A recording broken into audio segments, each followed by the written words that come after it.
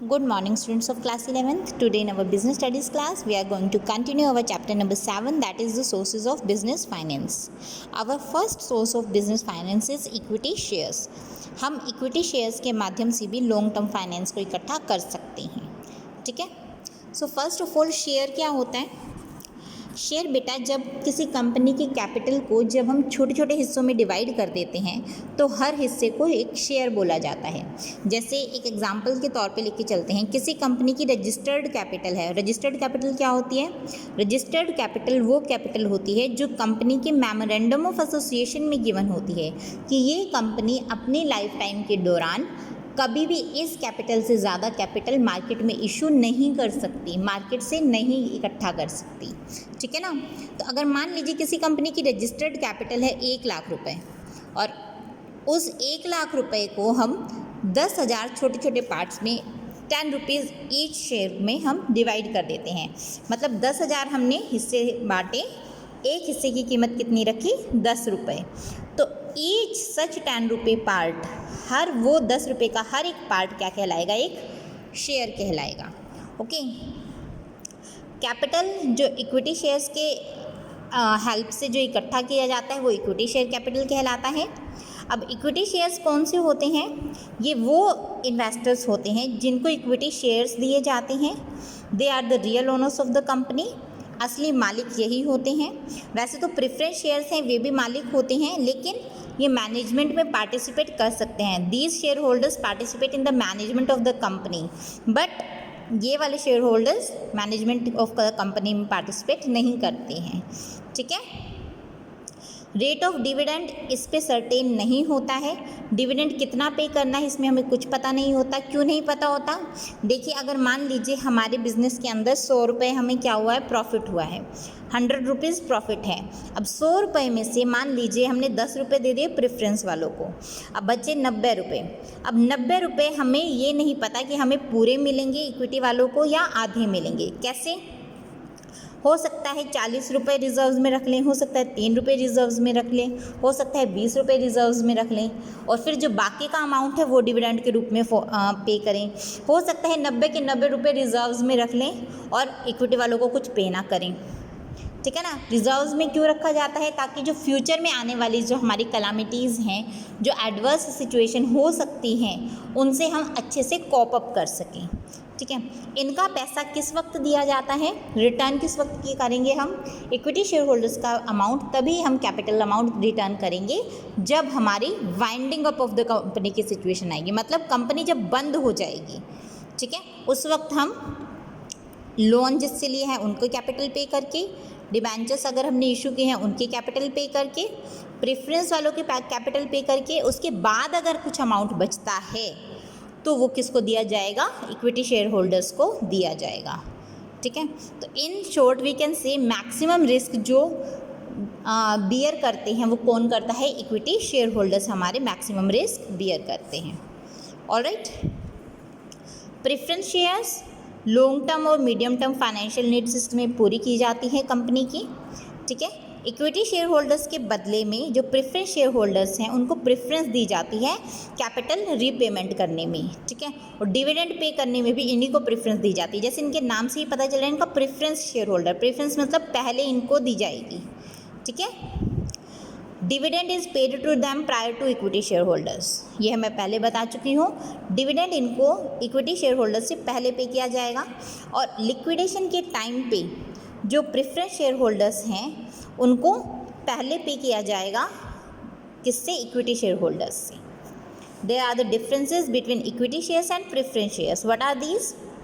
Participation in management. इक्विटी वाले participate करते हैं, ये वाले नहीं कर सकते. No right to participate in management. Sequence of dividend इनको लास्ट में पे किया जाएगा. इसमें पहले इक्विटी से पहले इन्हें प्रेफरेंस वालों को डिविडेंड पे किया जाएगा. Sequence of refund of capital वही इसको सबसे लास्ट में कैपिटल रिफंड किया जाएगा. प्रेफरेंस वालों को इक्विटी वालों से पहले कैपिटल पे किया जाएगा. Refund of capital during life ये रिफंडेड नहीं होती. ठीक है. लाइफ टाइम में रिफंडेड नहीं होती, इसको रिफंड करना होता है अगर रिडीमेबल प्रेफरेंस शेयर है हमारे तो. Next is permanency of dividend. Dividend permanent इसमें नहीं मिलता, इसमें मिलता है। इसमें फिक्स रेट होता है, जिस रेट के प्रेफरेंस शेयर्स इशू कर रखे हैं उसी रेट पे हमें डिविडेंड पे करना होता है। इसमें अनसर्टेन होता है, हो सकता है हमें बहुत ज़्यादा मिले, हो सकता है बिल्कुल कम मिले, हो सकता है मिले ही ना। कंपल्शन, ये कंपल्सरी होता है इक्विटी शेयर्स इशू करना, it is not compulsory. Preference shares issue करना is not compulsory. Cumulative nature, इसका नेचर क्यूमुलेटिव, यस इसका नेचर क्यूमुलेट नहीं होता, अक्यूमुलेटिव नहीं होता, इसका नेचर क्यूमुलेटिव होता है। अगर हमने इस साल प्रेफरेंस शेयर्स का डिविडेंड पे नहीं किया तो हमें वो इकट्ठा करके नेक्स्ट ईयर पे करना पड़ेगा। और हम एक चीज़ और इसको ध्यान में रखिएगा, प्रेफरेंस शेयर्स में हम डिविडेंड तभी पे करेंगे जब हमारी फर्म में प्रॉफिट होंगे। अगर लॉस हो जाते हैं ना तो प्रेफरेंस शेयर्स को डिविडेंड पे नहीं करना। Alright, next is our debentures. Debentures क्या होते हैं बेटा? ये एक important source of long term and medium term finance है।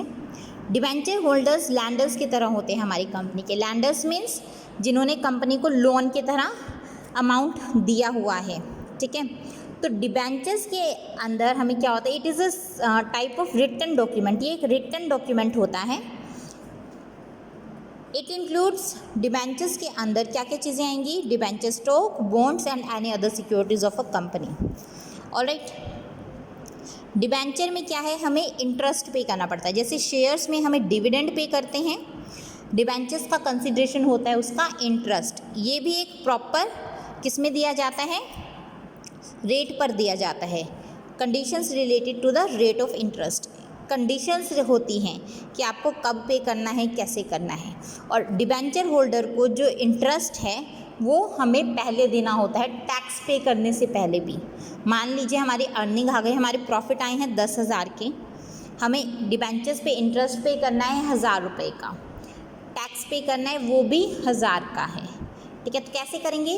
पहले हम 10,000 में से 1,000 डिबेंचर के इंटरेस्ट के माइनस करेंगे, उसके बाद जो अमाउंट बचता है उस पर हम टैक्स रेट लगाएंगे जो हमें गिवन हो। मान लीजिए वो भी 1,000 आया है तो वो हम बाद में माइनस करेंगे।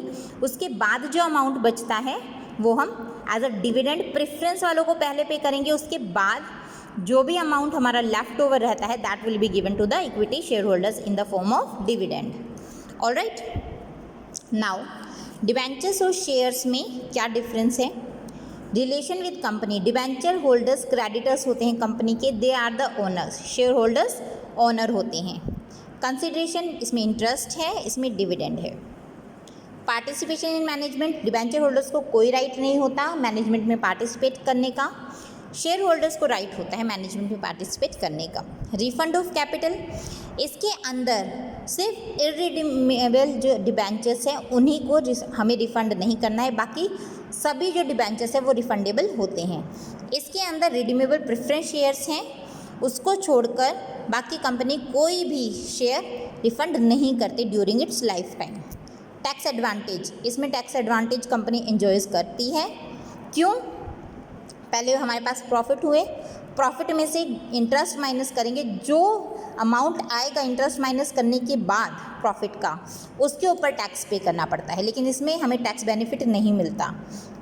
डिविडेंड में हमें पे करने के बाद टैक्स हमें नहीं कैलकुलेट करना होता, पे करने से पहले टैक्स कैलकुलेट करना होता है। सीक्वेंस ऑफ रिफंड, पेमेंट सबसे पहले दी जाती है, ठीक है, शेयर होल्डर्स से पहले, चाहे वो प्रेफरेंस हो चाहे इक्विटी हो, डिबेंचर होल्डर को पेमेंट पहले दी जाएगी। इसमें इक्विटी वालों को सबसे लास्ट में पेमेंट की जाती है। Alright, next one is ploughing back of profits और रिटेन्ड प्रॉफिट्स। ये टॉपिक हम अपना बाद में कल करेंगे। आज के लिए आपको इक्विटी शेयर्स, प्रेफरेंस शेयर्स और डिबेंचर्स, ठीक है, इनके बीच में डिफरेंस और इनका मीनिंग अच्छे से अपने नोटबुक में नोट्स बनाने हैं और अच्छे से इसको रिवाइज करना है। Alright, so that's all for today. Thank you बेटा।